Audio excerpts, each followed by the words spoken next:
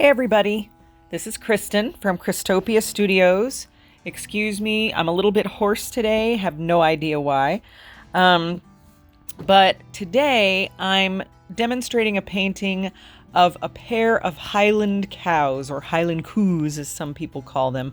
I love these creatures, they're so much fun, and today I'm going to do an acrylic swipe, a controlled swipe, not just swiping across the whole canvas.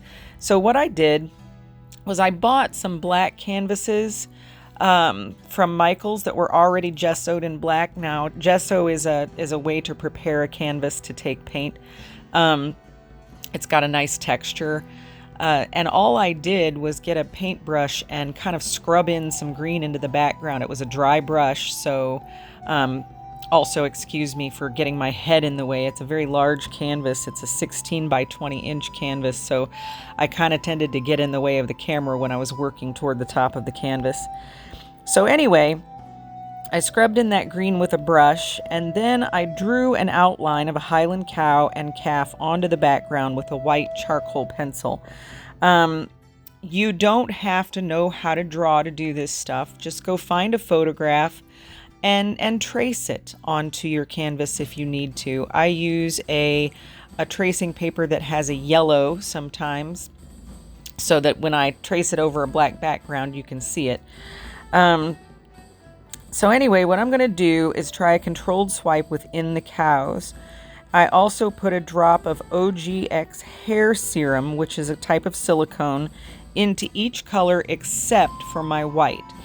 So the first color I put on those horns was white, which has no silicone in it. And then I used my palette knife to swipe in the horns after I added a couple other colors. I added an ivory and black into the horns. And then I'm just using a little, it's actually a clay forming tool, that little purple thing I'm using to swipe across, but it has a flat end and it's very small, so it's easy to get into those little spaces. I also torched after I swiped just to get any bubbles out that were in there and create a few new cells and textures. Again, sorry for my head getting in the way. Next, I'm using popsicle sticks to lay various colors down for the ears and the forelock. Note that these colors are not just browns, but they're purples, blues, oranges, all kinds of colors are going into this initial painting. I'm not going for realism here, but even if I were, I would likely be seeing colors in the photo that aren't thought of as normal. I mean, when you see a Highland cow, you think red. It's got red hair, but it's not all the same color in a photograph. You can look in there and see blues, purples, all kinds of colors coming out of that photograph to create that red coat. So plus I just want a little color. These are happy cows, and they're going to have happy colors, as Bob Ross would say. I even used a metallic rose gold in my colors to get a little bit of shine on the coat. Once the colors are in each section, I'm going to swipe through them with the flat side of my little clay palette knife tool. And there's a lot of paint on here, so I'm wiping the tool off after every time I swipe once I've laid those colors in. So I'm using the excess to start swiping down into the body. Notice I'm making sure that I'm swiping in the directions I see the fur moving. So once I start swiping, I'm swiping in the direction that the fur would naturally go. The dimethicone in the paint is what is creating all those great cells as I start to swipe and all those neat colors popping up. I'm going to speed this up so you can see the rest of the painting and the pouring and the swiping, and I'll slow down again in a bit when I get toward the end to show you the finished painting.